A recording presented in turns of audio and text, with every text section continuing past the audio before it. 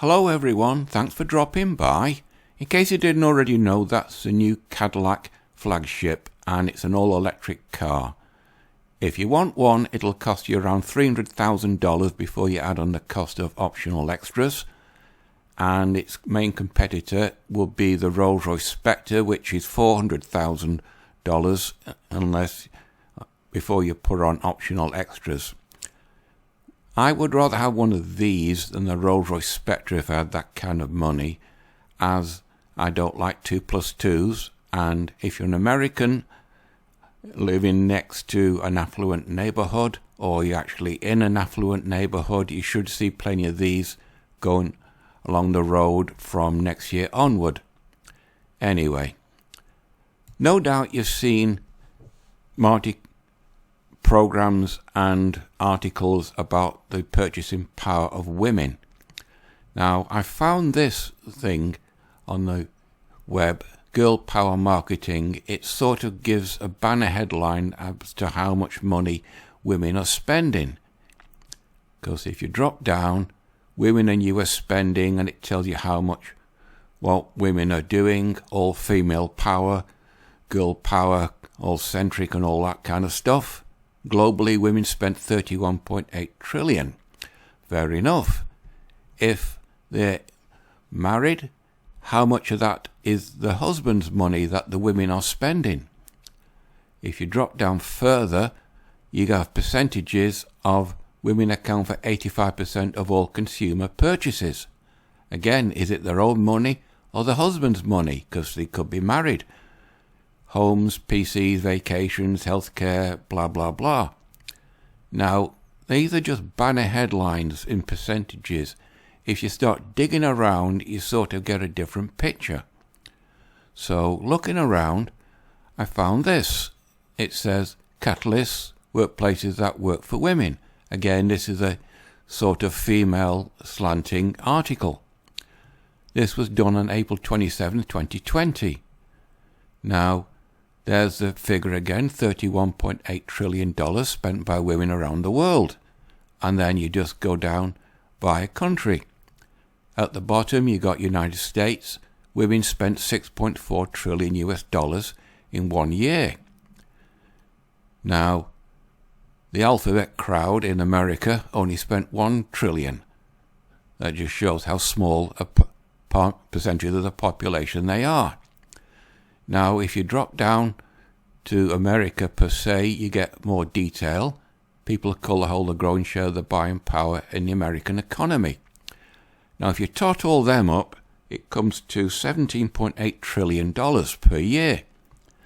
Now, if you go back to where American women are spending $6.4 trillion, and you subtract that from 17.8, you get $11.4 trillion. So who's got that kind of money? Namely, American men, not American women. It says women are far more likely to be responsible for household spending. Fair enough. If they're married, the husband brings home the wages, and then they women have to spend it running the household. On average, 89% of women across the world reporting controlling or sharing daily shopping needs, compared to only 41% of men. Now, with MGTOW growing exponentially around the Western world, that figure, 41% of men, is set to increase. Now, the buying power of the lesbian, gay, transgender, and all the whatever, as said, is not very much. As in America, it's only $1 trillion, so they can be discontinued. It says, the buying power of Latinx and Asian Americans is on the rise. Now, Latin Americans, that's a derogatory term, Latinx. They're very conservative focus, family. They don't go much for liberalism. Their spending power is outlasting the African Americans, but the white population of America, 13.2 trillion, is still the dominant spending force. Now, women are earning a higher stake of the household income. Women direct 83% of all consumption in the United States in buying power and influence. But there again, with the rise of MGTOW, the falling marriage rate, the falling birth rate, that is set to go down while the spending power of men is set to go up. And it just shows about different coloured women, what their contribution to the American economy. And it says single women across all brackets spent on average $34,817 on goods and services. Working married women contributed a third of their family's incomes in 2017. That means the men contributed 2/3 of the family income.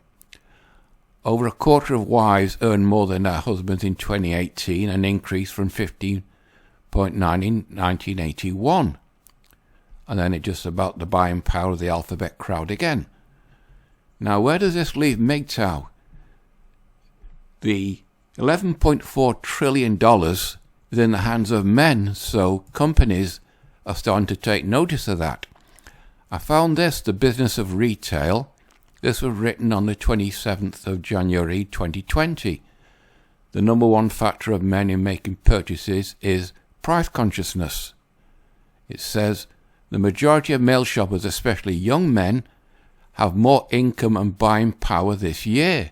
So obviously businesses are seeing MGTOW become more predominant in the American society, and men, especially young men, are keeping the money to themselves, and thus they've got more buying power. Men's price sensitivity and preferences for rebates provides a significant opportunity to attract them with the best market price offers. When their rebate reward is instantly delivered on their phone and relevant offer attached, they're able to spend it back where the original purchase was made, and it makes them more loyal. That's what businesses want, brand loyalty. As brands fight to foster loyalty amongst male shoppers, ongoing surprise offers and value rewards to encourage future spending will be the key. Now, they've seen that the guys have got more money in the pocket than women, and this is not a new thing, as I found this from May the 18th, 2019. Men are a multi-billion-dollar growth opportunity for the beauty industry. Now, you've all seen the adverts on YouTube for male grooming products. This is the reason. Men's personal care market is expected to hit $166 billion per year in 2022, i.e. last year. Nearly 40% of adults aged 18 to 22, i.e. young guys with money and a job, have shown interest in gender-neutral beauty products. Male-targeted skincare product sales have jumped 7% in the past year. There's an emerging disruption in the beauty industry as companies target a different type of consumer to expand the $500 billion market, i.e. men. In other words, guys on this alone are spending $500 billion on beauty products. And the men's personal care industry is predicted to hit $166 billion by 2022, which is there. According to Allied Market Research, last year men's skincare products saw a more than 7% jump, and with the current category valued at $122 million. In other words, it's another $122 million available for companies to get their share of the pie. Looking around further, I found this article.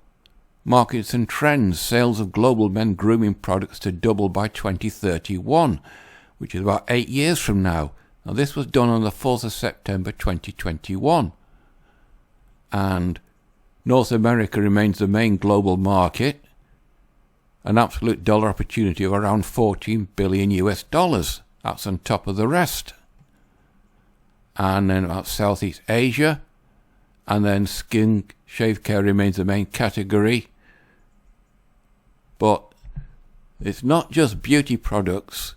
Men's also buys cars, electronics, clothes, shoes, all the stuff which guys like, and guys have got the money, and with MGTOW increasing, that it means that there's more guys with more money, and women, they can buy it, fair enough, but they're going to use their own money and not require the money from the boyfriends, the husbands, or in divorce settlements. As you know, divorces are dropping. That means there's more guys keeping the money to themselves and not having the women get it to spend it on stuff.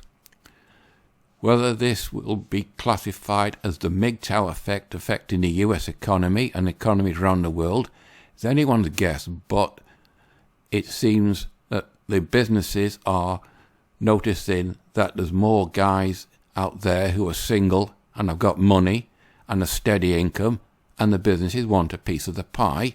That's why there's the news that men are a multi-billion-dollar growth opportunity for the beauty industry alone, and the number one factory for men is making purchases, and the businesses want to get brand loyalty so the guys will keep shopping with them.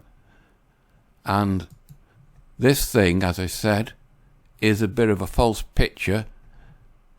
There might be 13.8 trillion globally, and 6.4 trillion has been spent by women in America, but guys have got 11.4 trillion, 6, 7, 8, 9, 10, 11, $5 trillion a year more in their pocket than in a woman's pocket or handbag. We're going to have to wait and see how MGTOW affects this for next year when they have the new figures coming out, but it's an interesting take, as women have got more student loans and debt than guys, because more women are going to colleges than men in America, which means the women's purchasing power will be going down. Anyway, I think we're on the 10-minute mark now, maybe beyond that, so if I find anything more, I'll carry on with this next week, but for now, you know the routine: like, dislike, comment, subscribe, completely up to you. But for now, business-wise and shopping-wise, it's better to be a man than a woman. Right, until next Monday, that's it. Bye-bye.